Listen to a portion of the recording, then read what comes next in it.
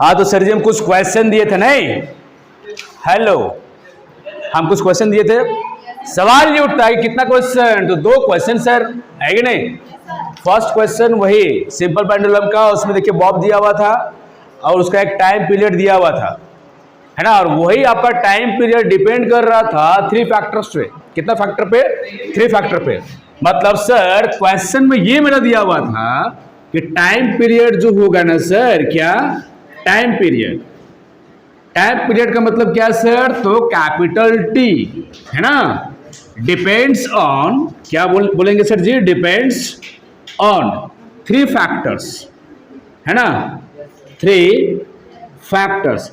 सवाल ये उठता है कि सर कौन कौन सा था फैक्टर्स, है कि नहीं। फर्स्ट में आपका था मास, मतलब कि सर एम था सर। इसके बाद सेकेंड में आपका क्या था, लेंथ, यानी कि एल। और तीसरा में था एक्सेलरेशन, हाँ, due to gravity, due to gravity, यही था ना बच्चा। हाँ, मतलब जी। अब जी इसका मतलब क्या है, ए, क्या है, ए क्या है, ए क्या है, ए क्या है, ए। क्लियर। तो सर यहां पर एक बात समझ में आ गया कि इसको हम शॉर्टकट में लिख सकते हैं। क्या लिख सकते हैं सर, कि time period is directly proportional, क्या, मास। इसके बाद ये हो जाएगा टाइम पीरियड डायरेक्टली प्रोपोर्शनल, क्या हो जाएगा, एल। सिमिलरली ये लिखेंगे, क्या हो जाएगा, अब जी हो जाएगा। हमने बोला चमकाना। क्लियर।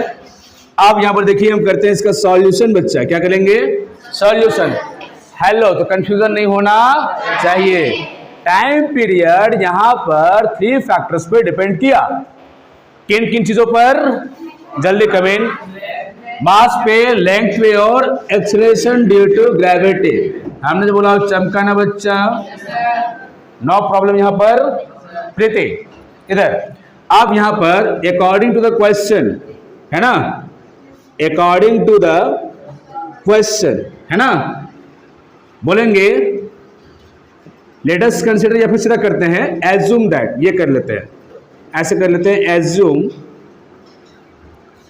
दैट, सीधा बोलेंगे T इज डायरेक्टली प्रोपोर्शनल। ये देखिए इक्वल है, ये डिफरेंट है तो मल्टीपल हो जाएगा। कमेंट देखिए क्या हो जाएगा, M L G। और सर जब हम हटाएंगे प्रोपोर्शनल को तो क्या आएगा, इक्वल का साइन, और फिर एक कांस्टेंट वैल्यू भी लग जाएगा ना सर। इसका मतलब sir T is equal to, ये साइन हटा देंगे, इक्वल का साइन, और लगा देंगे कांस्टेंट के, है कि नहीं। इसके बाद M L G, हमने जो बोला चमकाना, अगर नहीं चमक रहा है एक बार चमकाते हैं बगल में, फिर से समझा दे रहे बच्चा। जैसे आप लोग ओम्स लॉ में पढ़े होंगे 10th क्लास में, ठीक है, V is directly proportional to the I। और जब इसको जब आप हटाते हैं तो V के जगह में देखिए V के बाद लिखेंगे इक्वल का साइन, और इसके बाद यहाँ पर हम लगाते हैं R, उसके बाद I, इसका मतलब V is equal to I R। तो ये आपका R क्या हो गया सर, कांस्टेंट हो गया, जो आपका रेसिस्टेंस का मान देता है, मतलब प्रतिरोध का मान देता है सर, है कि नहीं। तो यहां पर एज ए कांस्टेंट यूज हुआ है R, फर्क कितना है कि यहां पर यूज हुआ है K। जब भी हटेगा प्रोपोर्शनल, उसके बदले में इक्वल का साइन आता है और कुछ लग जाता है कांस्टेंट। हमने बोला चमकाना, any problem, no problem. Clear. यहां पर वही किए। अब जाहिर सी बात है हम यहां पर फॉर्मूला क्रिएट करना चाह रहे हैं सर, फॉर्मूला क्रिएट। तो ये संभव है कि T इक्वल टू, यहां पर कुछ स्क्वायर हो सकता है, Q हो सकता है, G हो सकता है, कुछ भी हो सकता है सर। जिनको हो सकता है समझ में नहीं आ रहा हो वो पिछला वीडियो देखेंगे तो आपको कंप्लीट समझ में आ जाएगा। क्लियर।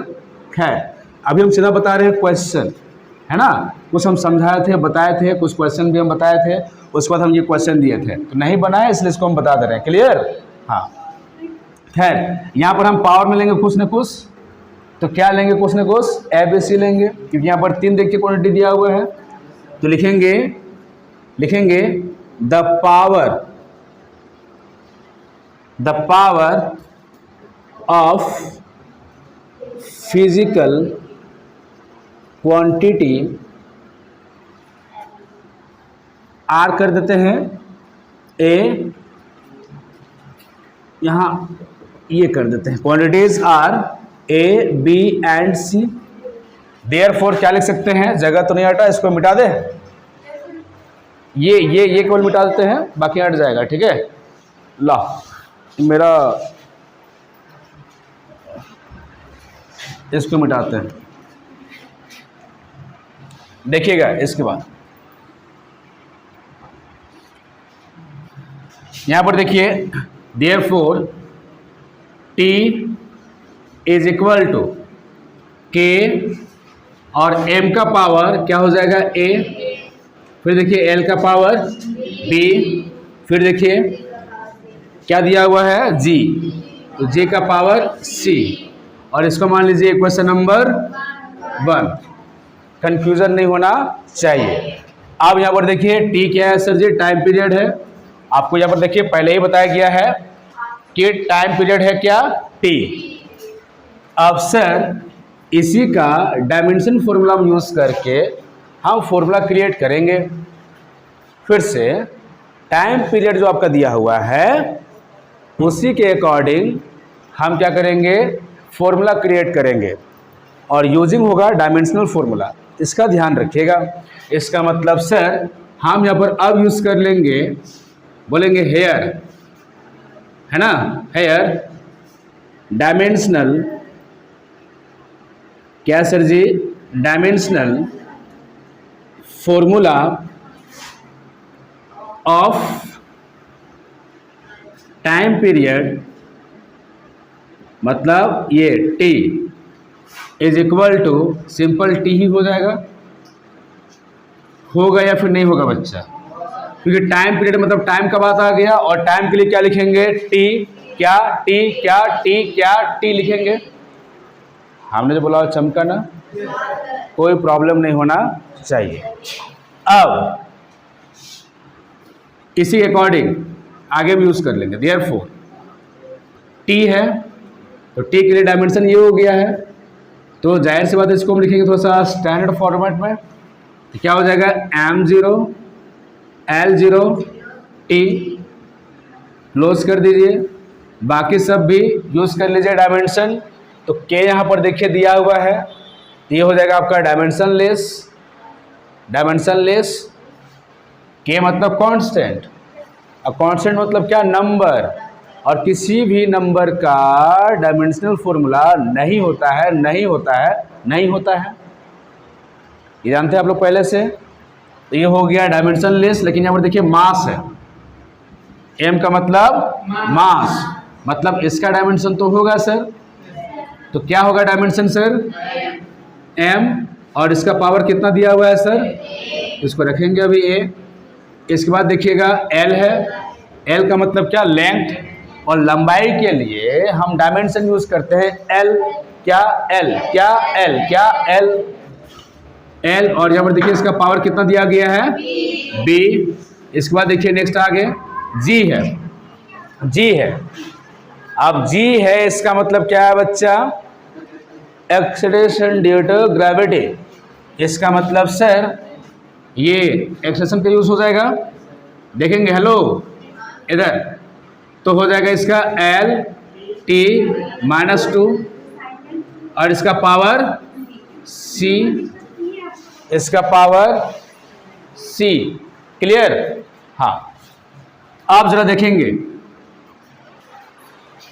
इसको मल्टीप्लाई करेंगे ना इसके साथ, क्योंकि यहाँ पर देखिए दो टर्म दिया हुआ है, ठीक है, कमीन l t -2 है ना बच्चा। देखिए हो जाएगा m0 l0 t। हाँ टाइम पर आइएगा वरना पाप लिखता है बच्चा, है ना। हाँ टाइम से अगर नहीं आइएगा तो पाप लिखता है ना। हाँ तो मालूम रहने के बावजूद भी अगर आप टाइम पास करके आते हैं, इसका मतलब डबल पाप लिखता है, मालूम है ना, इसलिए वैसा काम नहीं करोगे, ठीक है। देखो इधर देखिए m का पावर a हो जाएगा, l का पावर b। अब यहां देखिए एल टी माइनस टू है, देखिए सी का पावर इसमें आ जाएगा, तो हो जाएगा एल सी और टी का पावर माइनस टू सी, होगा ना। अब यहाँ पर M0 L0 T, अब यहाँ पर देखिए एम ए और ये टर्म इक्वल टर्म है। तो आपको हम पहले भी समझाए थे, क्या समझाए थे कि अगर आपके पास a का पावर m इंटू ए का पावर अगर n है तो लिख सकते हैं इसको a का पावर m प्लस n। मतलब सर यहाँ पर l और ये l मैच कर गया तो l और पावर b प्लस c हो जाएगा। हमने जो बोला चमका ना, यस। इसके बाद t का पावर देखिए माइनस टू सी है, क्लियर। अब हम क्या करेंगे, सवाल ये उठता है, अब हम क्या करेंगे, इसमें इक्वेट करेंगे। देखिए बोलेंगे equating on both sides, clear. क्या इक्वेट करेंगे, सवाल ये उठता है सर। तो पावर को हम इक्वेट करेंगे। देखिए ये सेम है, ये सेम, देखिए यहां पर भी m है, यहां पर भी m है। मतलब सर अगर ये इक्वल है तो हम पावर को भी इक्वल हम लेके चल सकते हैं सर, चल सकते हैं ना।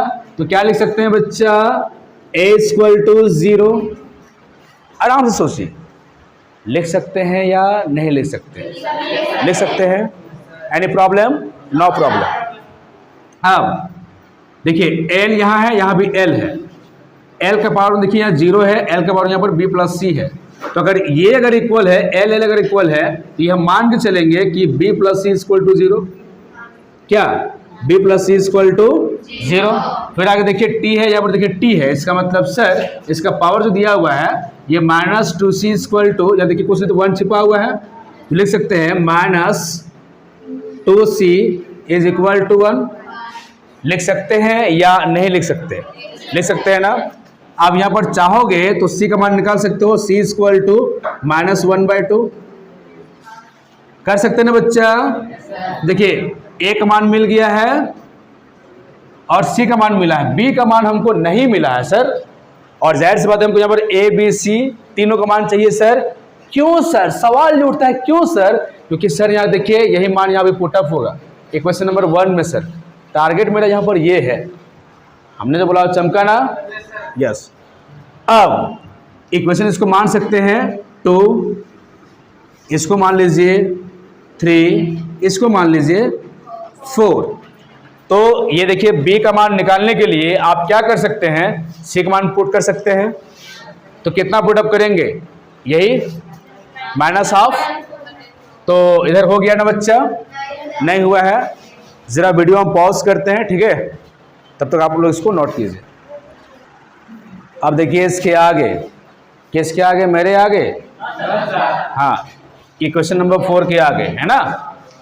देखिएगा, हेलो बच्चा, अब हम क्या करेंगे, देखिए टारगेट क्या है, हमको निकालना है b का मान निकालना है। तो क्या करेंगे, पुटिंग द वैल्यू, है ना,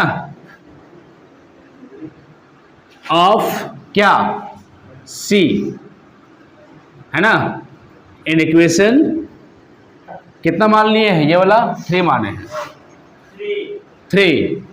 तो क्या हो जाएगा मेरे प्यारे बच्चे, बोलिए b, और देखिए c का मान रखेंगे माइनस 1/2 इज इक्वल टू 0।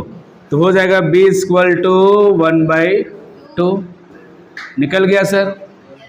अब देखिए a का मान निकल गया, b का मान निकल गया और c का मान निकल गया, क्लियर। तीनों का मान निकल गया ना बच्चा। हाँ, तो अब क्या बारी है, नाचने का नहीं, यहाँ पुट करने का, है ना। तो देखिए हम यहाँ पर लिखेंगे फ्रॉम इक्वेशन फर्स्ट, है ना। देखिए क्या लिख सकते हैं, t इक्वल टू के, m है, m का पावर देखिए a है, इसका मतलब इसका मान 0 निकला है, a का मान 0, तो कर दिए 0, क्लियर है ना। इसके बाद नेक्स्ट बी का मान देखो ये है 1/2। इसके बाद देखिएगा जी का मान, हाँ -1/2। क्लियर है।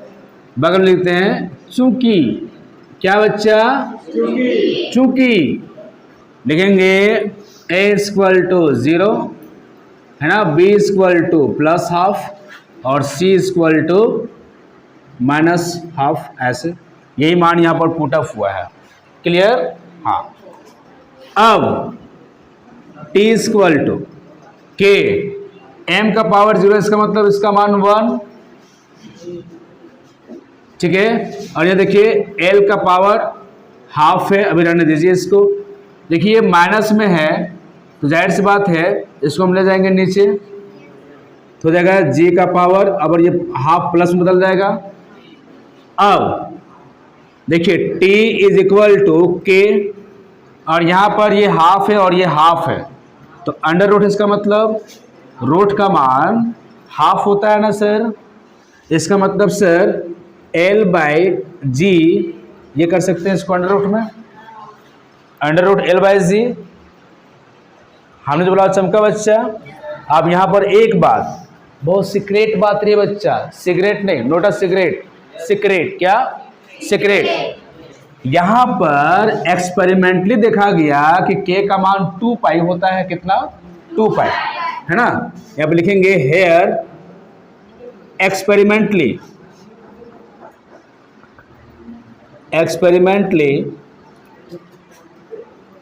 k = 2π, मतलब एक्सपेरिमेंट करके देखा गया कि k का मान 2π होता है। टाइम पीरियड के लिए ये इक्वेशन में इसका पुट अप होगा, और ये होता है, ये वेरीफाइड है। तब यहां पर क्या हो जाएगा, t = 2π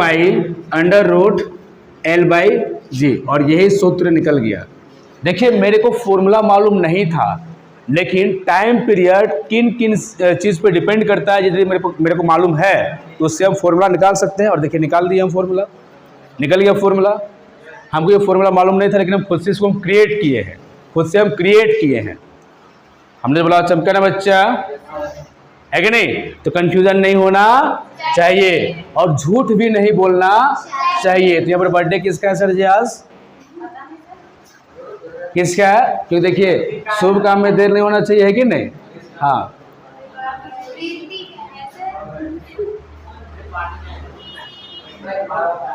देखो सुनो, तो लोग अभी तक सीखा नहीं है, तब हर चीज प्रोपोर्शनल होता है, मालूम है ना। देखिए प्रीति पार्टी कब देगी, हाँ जब समझ आता है ना, कब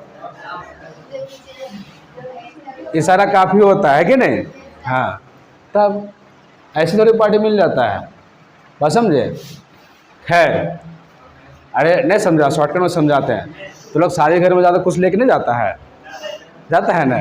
हाँ तो फिर तब ना पार्टी मारने में मज़ा भी आता है, नहीं तब समझता है, लेकिन लेट में समझता है। तो खैर जो भी हो, एक बार हम विश करना चाहते हैं, हैप्पी बर्थडे प्रीति। हाँ एक बार सब पे बोलोगे हैप्पी बर्थडे, है ना, जोर से। हमेशा सुखी संपन्न रहो, है ना। ठीक, जाओ। हाँ।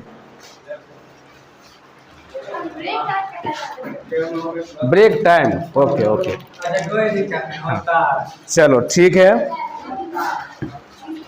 बस हम लोग एक बात कहते हैं, पता है क्या, पाकल समझ में आता है, पाकल रे, पाकल नहीं। अब मूड समझ में आता है, मूड नहीं समझ में आता है। तो ये पाकल मोड़े पर सिंदूर करेगी। हाँ हमेशा खुश रहो, हमेशा सुखी रहो।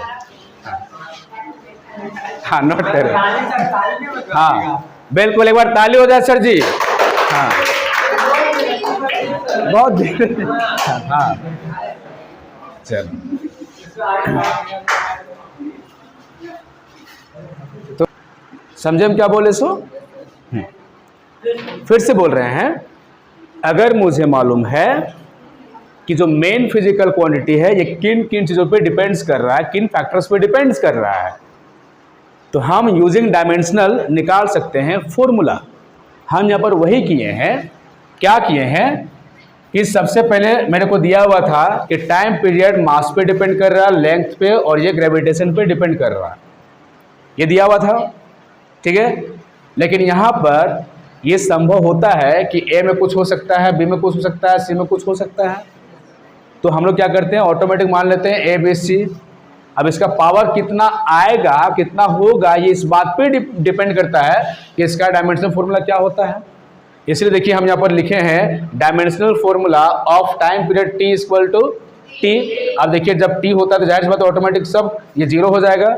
अब ये लिख करके, और यहाँ पर जो दिया हुआ है मास, लेंथ और ये ग्रेविटी वाला, उसका निकालिए डायमेंशन, क्योंकि यूजिंग डायमेंशन निकालना है, फॉर्मूला कर लिए। अब एबीसी का मान मेरा निकल गया यहाँ पर।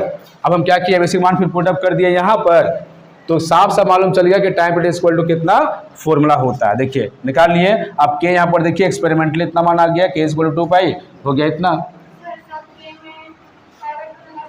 नहीं, सब में नहीं। ये जो कांस्टेंट जो होता है ना, ये वैज्ञानिक लोग एक्सपेरिमेंट करके देखते हैं कि उसमें ये नंबर फिट हो रहा है कि नहीं हो रहा है। जैसे पाई का मान आपको मालूम है 3.14, ठीक है, और ये देखिए 2 से मल्टीप्लाई है, तो इतना नंबर देने के बाद क्या ये सेटिस्फाई हो रहा है टाइम पीरियड, वो लोग चेक करते हैं, ठीक है। कांस्टेंट वैल्यू चेक करने में काफ़ी मेहनत लगता है, काफ़ी मेहनत लगता है, ऐसे नहीं होता है। जैसे देखिए फॉर्मूला तो मेन यही निकला, टी इक्वल टू ये अंडर रूट L/G। लेकिन हुआ क्या है ना कि कभी कभी ये फेल कर जाता है, फेल कर जाता है। जैसे यहाँ हम एक्सपेरिमेंट किया, अलग निकला, कहीं और अलग निकल गया, तब क्या किया जाता है, कांस्टेंट वैल्यू खोजा जाता है कि कितना सब मल्टीप्लाई कर दें कि कहीं भी सेटिस्फाई कर जाए। तो लोग नंबर डाल डाल के देखता है या फिर गुना उना करता है नंबर उम्बर। हाँ, इसमें सिर्फ इसी क्वेश्चन में होगा, बाकी अलग अलग क्वेश्चन में अलग अलग होगा। लेकिन जनरली मैं आपको बता दूं कि सिर्फ आप के ही लेके चलेंगे, ज़्यादा कुछ नहीं। बात समझे हम क्या बोले सो? आपको मान ली के ही लेकर के चलना है। ये थोड़ा सा इंपॉर्टेंट और ये बहुत बढ़िया इक्वेशन है, इसलिए इसको यहाँ पर हम बता दिए हैं कि एक्सपेरिमेंटली यहाँ पर 2 पाई होगा। सब में आप 2 पाई वगैरह नहीं लगाइएगा, बात समझे? हाँ, यहाँ पर केवल लिखिएगा 2 पाई। आप चाहते तो यहीं पर आंसर छोड़ सकते थे, यहीं पर, ठीक है, लेकिन यहाँ पर ये थोड़ा सा फेमस इक्वेशन है, इसलिए हम बता दिए कि के इक्वल टू यहाँ पर 2 पाई एक्सपेरिमेंटली ये पाया गया है, ये इतना होता है। तो हम यहाँ पर क्या कर दिए, के इक्वल टू लिख दिए 2 पाई और के की जगह पुट अप कर दिए हैं 2 पाई। हमने जो बोला वो चमका, चमका कि नहीं चमका? चमका कि नहीं चमका मेरे प्यारे बच्चे? चमका ना? बहुत सिंपल है। आप इसको देखिए, एक दो क्वेश्चन बना लिए होंगे तो ऑटोमेटिक सब समझ में आ गया होगा, है कि नहीं? हाँ, और ये क्वेश्चन आपका टेस्ट में डायरेक्ट रहेगा। अगर संडे जो आ रहा है उसमें यही क्वेश्चन सेम रहेगा, हम आपको पहले बता दिए। हाँ, अब जो संडे आएगा ना उसमें ये क्वेश्चन रहेगा। क्लियर? हम पहले बता दिए, ये रहेगा 5 नंबर के लिए रहेगा, डायरेक्ट 5 नंबर के लिए। क्लियर? अब हम चलते हैं आगे, इसको मिटा दें। और एक क्वेश्चन हम दिए थे, उसको बना लिए थे आप लोग, वो भी नहीं बन पाया बच्चा। ओहो, चलो उसको ही बता देते हैं, इसको मिटा दें।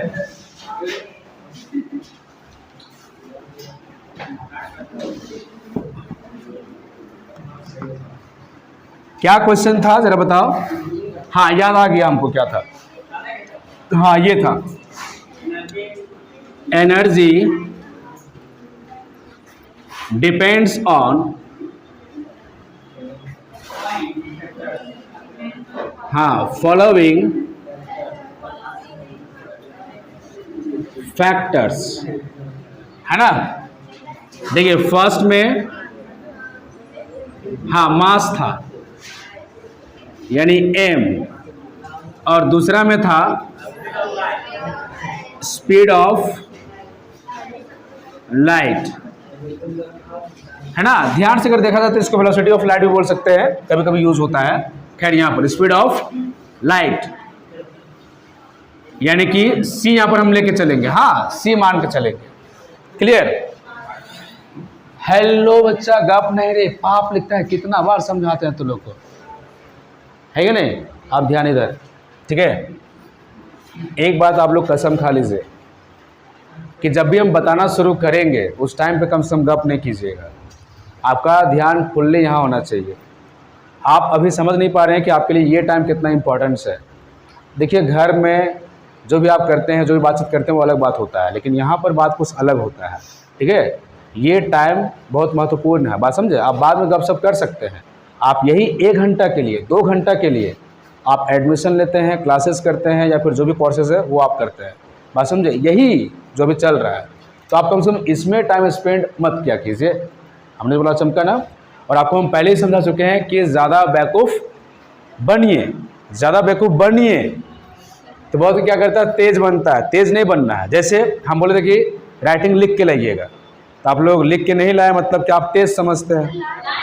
लाए हैं, हाँ वेरी गुड, कुछ बच्चे लाए हैं, ठीक है, कुछ बच्चे नहीं लाए हैं। तो प्लीज़, क्योंकि जैसे जो टॉप करता है ना वो सबसे कमज़ोर होता है, ये सत्य है, ठीक है? कमज़ोर का मतलब वो पढ़ता है, जो कमज़ोर होता है वही पढ़ता है, जो तेज़ रहेगा वो क्यों पढ़ेगा जी? पढ़ेगा नहीं? पढ़ेगा, सीधी सी बात है, बात समझे? क्लियर? इसमें कोई प्रॉब्लम नहीं होना चाहिए जो हम बोल रहे हैं, क्लियर? तो आपको कमज़ोर बनना है, ठीक है? हमने तो बोला चमका ना, हम कहते हैं बकलोल नहीं, महाबकलोल बनना है, बात समझे? और जितना महाबकलोल बनिएगा उतना आप टॉप लिस्ट में रहिएगा, ये बात जान लीजिए, बात समझे?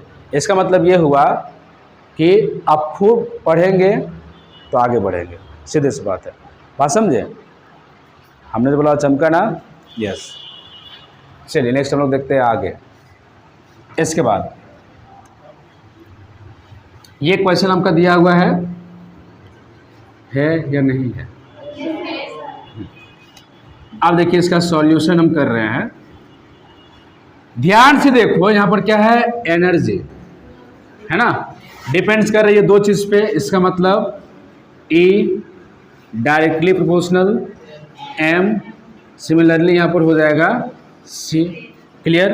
तो यहाँ पर हम लिख सकते हैं, हम अब डायरेक्ट सॉल्व करते हैं, लिखेंगे एज्यूम दैट, ठीक है, अकॉर्डिंग टू, एज्यूम का मतलब होता है कल्पना करना, ठीक है? हम कल्पना कर रहे हैं, assume that according to question, क्या कल्पना करेंगे कि जो भी यहाँ पर E का मान आएगा ना, ये इतना आएगा MC, यानी कि E इक्वल टू के MC ये आएगा, और पावर यूज़ कर लेंगे A यहाँ B। यहाँ पर देखिए 2 ही टर्म है, तो सिर्फ यहाँ पर हम A और B यूज़ कर लेंगे। अगर 3 अगर टर्म होता तो C तक जाते हैं, अगर 4 अगर होता तो A B C D use कर लेते हैं। मतलब जितना आपका रहेगा क्वांटिटी उतना आप यूज़ कर लेंगे। हमने तो बोला चमका, देखिए अभी इतना हम नहीं लिखेंगे पावर ABC होगा, हम डायरेक्ट लिख रहे हैं, क्योंकि बुक्स में कभी कभी रहता है डायरेक्ट, कभी कभी थोड़ा डिटेल में बताया हुआ रहता है कि यहाँ पर पावर इतना है, ये है, वो है, ऐसे करते हैं। तो एज्यूम दैट ये करके हम लिखे इक्वेशन, इसको मान लेंगे फर्स्ट। टारगेट बहुत क्लियर है, टारगेट ये है कि हमको यही A और B का मान लाना है। हमने तो बोला चमका ना, यही A और B का मान हमको चाहिए। ऐसे हमें क्वेश्चन देते हैं, आप लोग ट्राई कीजिएगा, है ना बच्चा? ट्राई कीजिएगा, हाँ ओके। खुशबू देखो इधर, यूनिवर्सल कांस्टेंट। अब यूनिवर्सल कांस्टेंट को हम किससे करते हैं डिनोट? कैपिटल G से। एक होता है स्मॉल g, ये एक्सेलरेशन ड्यू टू ग्रेविटी है।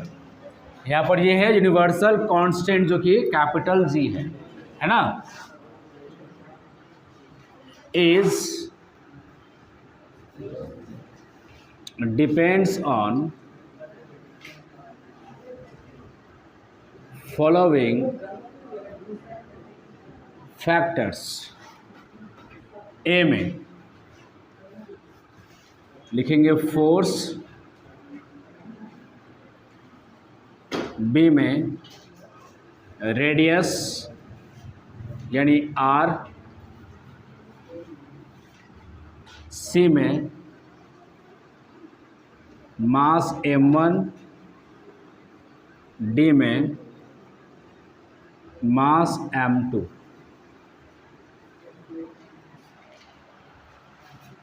बन जाएगा। मास m1 m2 है, घबराइएगा नहीं इस सबसे, हाँ एकदम नहीं घबराना है आपको।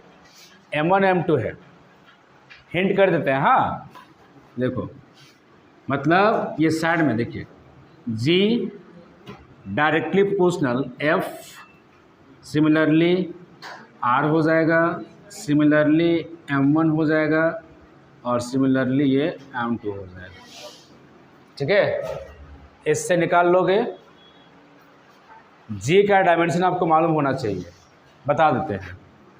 G का डायमेंशन होता है m-1 L3 T-2, ये होता है। हाँ, बाकी यहाँ पर किसी का पूछो, देखिए फोर्स का हम बता देते हैं।